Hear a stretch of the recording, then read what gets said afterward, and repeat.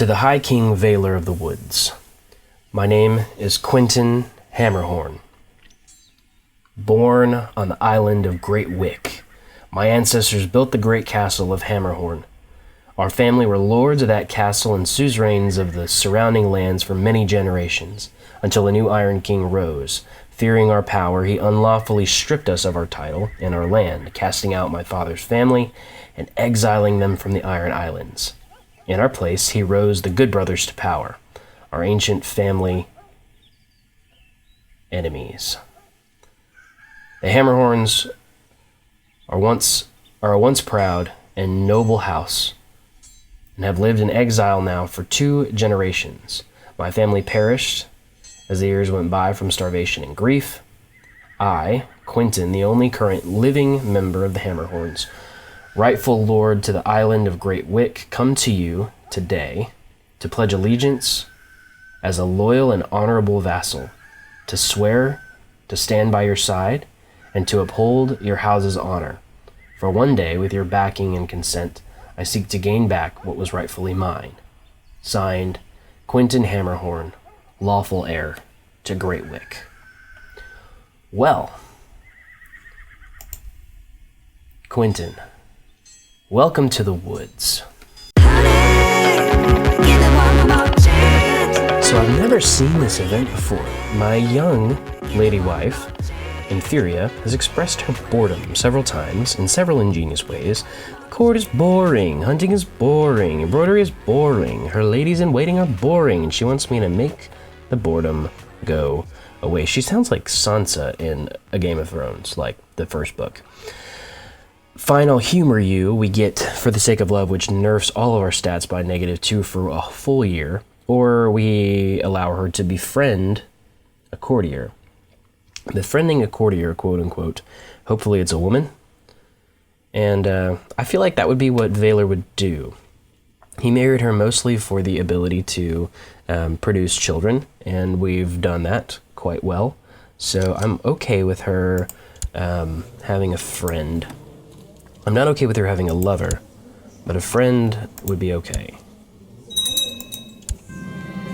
I don't see anything there. I don't see any friends that she has. She's probably not happy with us, though. Unfaithful Lecher. Spath's view on Rude. Attraction to Rude. Green Dreams -5. Rude -5. Okay, nice.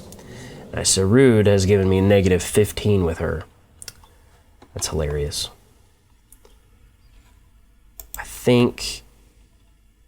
I don't know. I don't know what to make of that event. She's pregnant, that's all I care about at this point.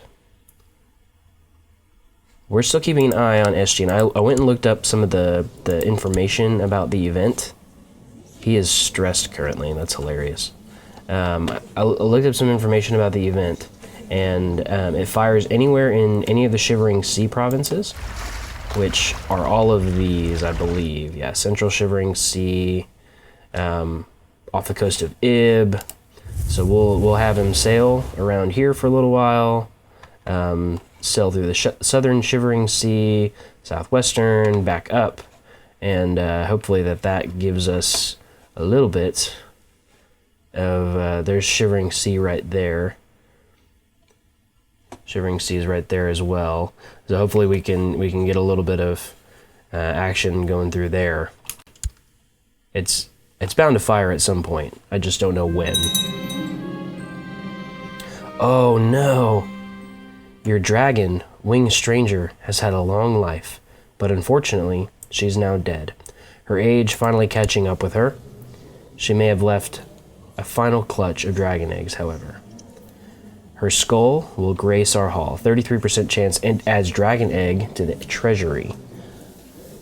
So... oh, that's sad. She lived to be 100 years old. Died a natural death. Well, as we were discussing ice dragons, we lost our very own actual dragon. It's a sad day. We all mourn for Winged Stranger. I know I do, at least. I know I do. And now to further a sad episode. Lord Moose of House Roosmont has died of his cancer at the age of 51, leaving behind a son, Lord John, who is married to Lady Moira of Chattering Brook and does not have any children yet. He's still young, 17.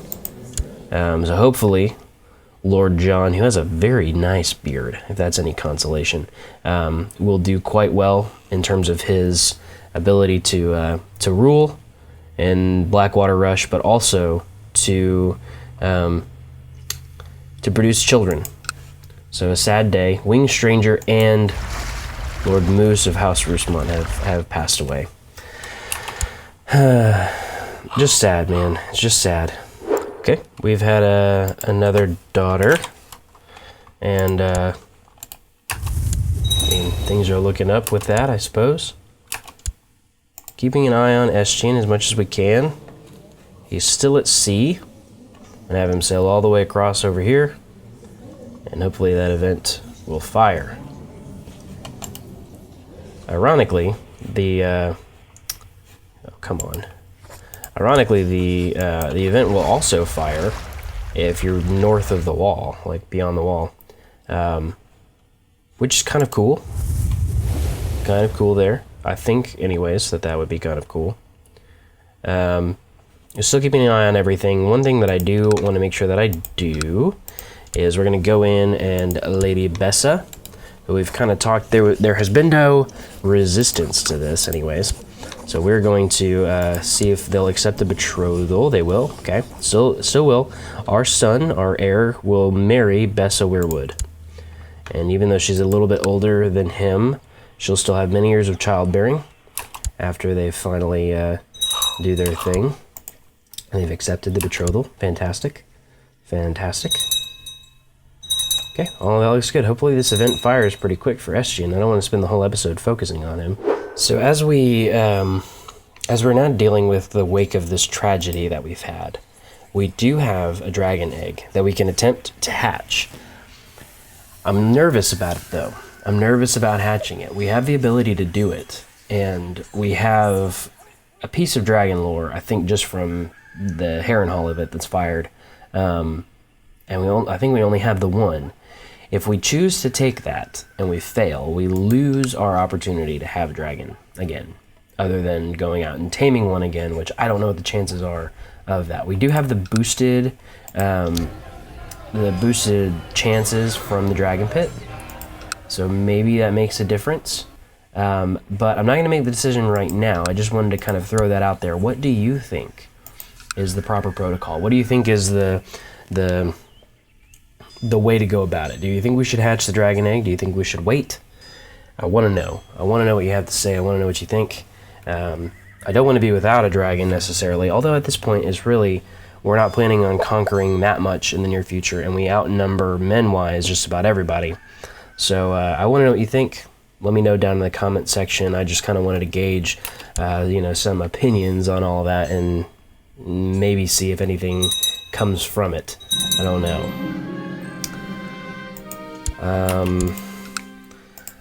Other than that, I'm not sure exactly how I want to handle this, you know? If we press forward and we have, we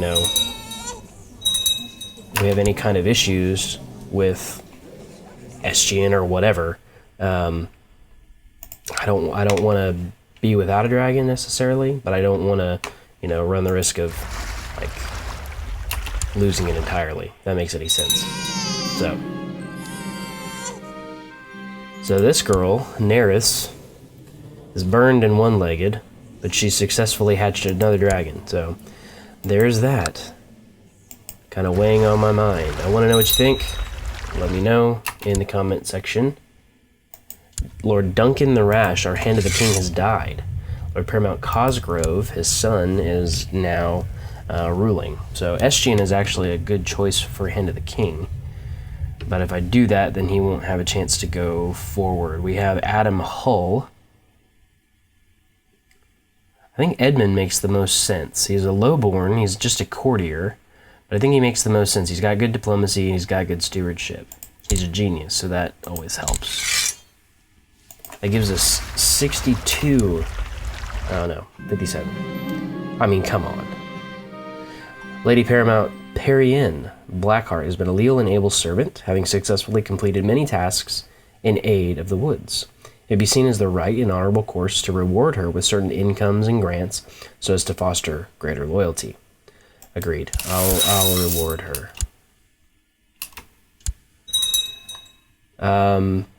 I don't know. I don't know. I'm waiting on this event to fire. I don't know if it's going to. But I wish it would, because ultimately, what it comes down to is our ability to decide on a new ruler. We don't have that much longer as Vaelor, I don't think. I mean, I think we only have about 10 years, maximum like 15, before he kicks the bucket. So that's just enough time to get Alex to where he's, you know, he's good. Oh, look, we have the ability. She wants to fabricate evidence of Lord Lucas's treason. She will not end plot. We could try to imprison her, but like I said, going to war with a dragon rider, when now we don't have a dragon, it's a big risk. It's a really, really big risk. So I want y'all to meet Quentin Hammerhorn, who will be a new part of this next portion of the series, and the next storyline is our involvement in the politics of the Iron Islands. Now, y'all know that I don't have a great affinity for the Ironborn or the Iron Islands, yet Quentin coming to the woods and swearing fealty to the High King Vaelor has allowed us the opportunity to impact the politics of the Iron Islands. I don't know that we'll go to war with them quite yet, but we will press his claim. We will ensure that the Hammerhorns are replaced on their rightful seat in the castle of Hammerhorn, and also we will give him the Iron Isles. It's probably going to have to be a two-part war. We do have Pebbleton as part of our empire. I feel at this point that what we will do is we will conquer with his claim, and then we will release them. We will grant them independence. We will release them from their vassalage, and allow them to continue to be the Iron Kings, the the reaving, pillaging Vikings that they are. And I don't think that they would submit to the woods, in spite of Quentin's, debt of gratitude. I don't think they would submit, and I wouldn't expect them to. It's not exactly, what the Ironborn do, but it's important for us to be involved in the ongoings of everything in Westeros, and if we can impact the politics over here in the Iron Isles, then that's what we're going to do. So Quentin, prepare, because it's time for the Hammerhorns to regain their rightful seat in the Iron Isles. Okay, so I just noticed that Brendan was wearing this mask, and I was wondering why, and I looked through, and good for Brendan, look, he has a son, Arian Clove. Good for him. Good for him. And no congenital traits, but that's okay, because I'm sure at some point he will pass them on. But he was able to take, he has 3 wives still, so he's able to produce another heir. Good for him. He's commander of the Widow's Tower. I'm quite all right with all of that. We will eventually begin to press a claim for him over in the west, but that is for another day, because right now we have Lord Quentin of House Hammerhorn occupying our mind. And I think, just to kind of update you on where we're at, I've married him to a quick woman in our court. So good for him. She's young enough to produce many children, and as we go through, we should be in good shape to see House Hammerhorn continue their line and hopefully produce some good children through it. Quick and Genius are bound to produce some good children at some point down the line. Now we need to make the preparations for war, because Quentin is about to take back his family's rightful seat. So as part of his test to see if he's going to be a good king, we've been called north of the wall to assist in this war for what seems to be like the 5th time that this king has declared war. It would seem that we're in good position, I think, to win. We have SG north of the wall. Oh, look. One evening, you were examining your dragon egg, and you are almost sure it is emitting heat. Perhaps it is responding to my touch, and will soon reveal its secret. I will reveal it. Wow, that's awesome.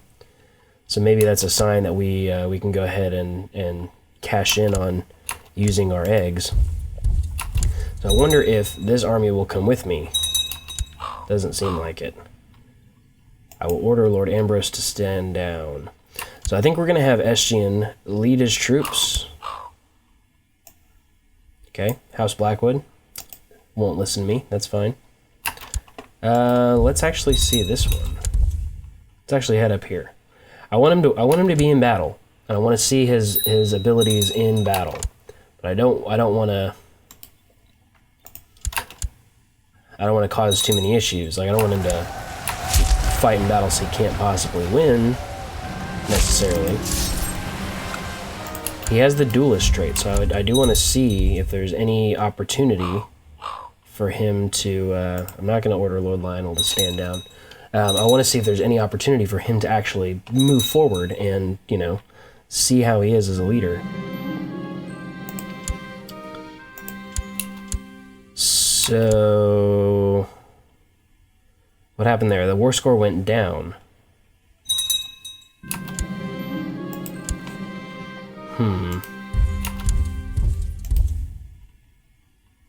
We'll head over to the gorge, see if we can't siege that down. Where are they heading? Skirling Pass. Maybe we should just go there. Righteous imprisonment. Oh, never mind. Maybe we can get Estienne to prove himself on the battlefield or whatever. He does have a pretty good duel skill estimate. Look at this. 9.17. Skilled fighter, deceitful, and brave. So, you know. So it looks like Northwood is going to change hands from House Fairgates to House Blackwood. Interesting.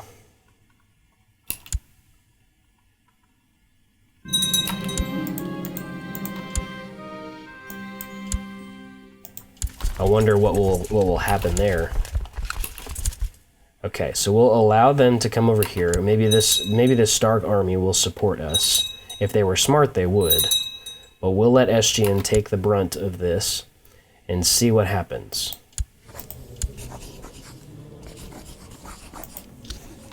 Maybe they'll win. I doubt it, but maybe he'll win. Okay, so Lord Tristan Snowbear is going to marry Ellen Norrie. We set that up a long time ago. We're coming to the point now where, like, my previous generation of courtiers is coming to marrying age. Oh yeah, that's not going to work. Defeat.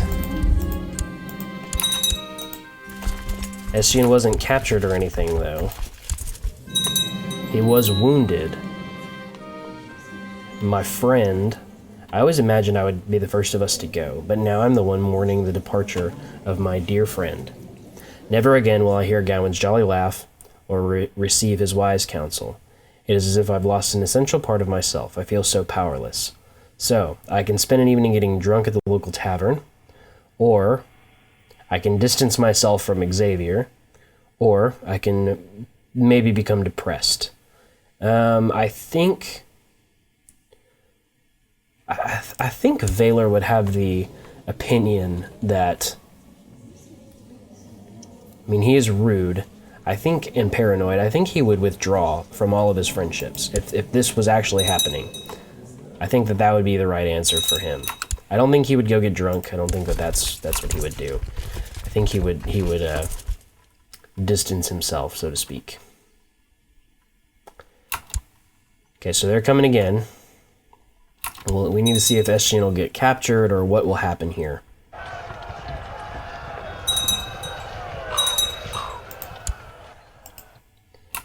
That whole army's just been demolished. And Estien's back at home. He's wounded, though. Let's raise up another portion of this army.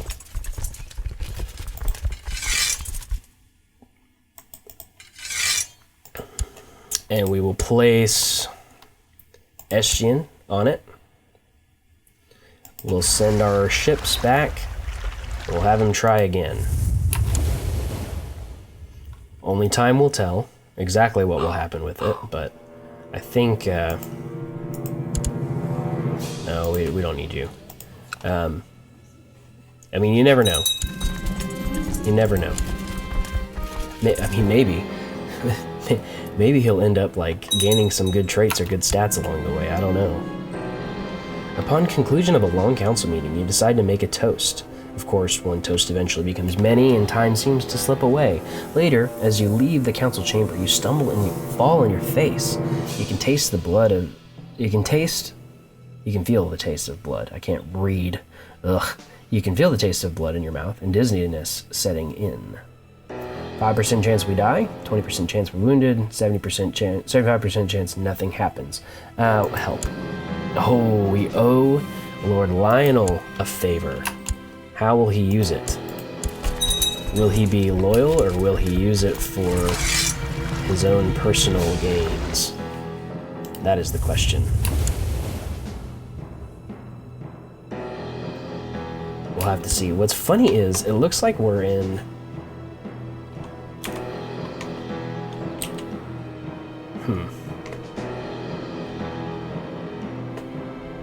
I don't know. It looks like we're in Mega War because these have gone back to how they were before. Color-wise. And maybe they've been like that and I just haven't noticed. That's interesting to me. Oh, wow.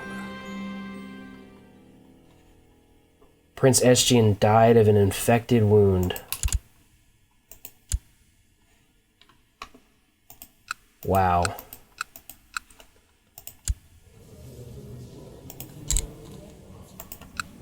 Kyra's now at her court. And, wow. Okay. Well, the North is actually helping with that war, so I don't think we need to send men. It's time for us to assess, make decisions regarding everything happening in the woods. We've spent enough time thinking about Estien, and now we need to figure out what to do here in the woods. So one of the first orders of business, now that Prince EXILE'S is obviously going to be our heir permanently, is we are going to grant him the bear pelt. And so we're gonna pass it on as a symbol of the empire, so to speak. Not that Vaelor is giving up the kingdom, but that he is giving up the, I guess, the right to rule the kingdom when the time comes. And also that serves a dual purpose, because once we give it to him, he actually gets more protection. He now has a 0 dual skill estimate now that he has the bear pelt and can wear it once he's able to. But it also gives us the opportunity to obtain Valyrian steel, or take that ambition.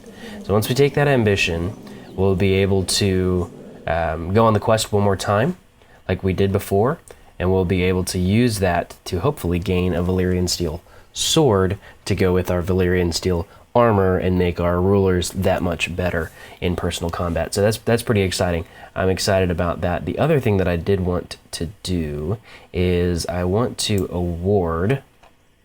We currently have the the beginnings of the next chapter in this story. We have our adventurer, our friend, and our loyal subject, Quentin Hammerhorn, the rightful ruler of Old Wick, or Great Wick, and the rightful ruler of the Iron Isles. We are going to grant him the landed title of the Tower of Dread. So he is now known as Commander Quentin of the Tower of Dread. And now we will be able to further press his claims when the time comes. We'll be able to, we'll be prepared. We can claim Great Wick, Hammerhorn, Old Wick, and the Iron Isles on his behalf now. And we can actually emancipate them as well.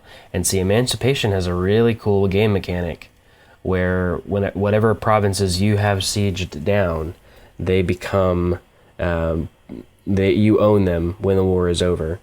It's not, the Liberation War makes them change their slavery laws, but the Emancipation War has that mechanic, which is very, very interesting. So we can seek redress for raiding as well. That's hilarious.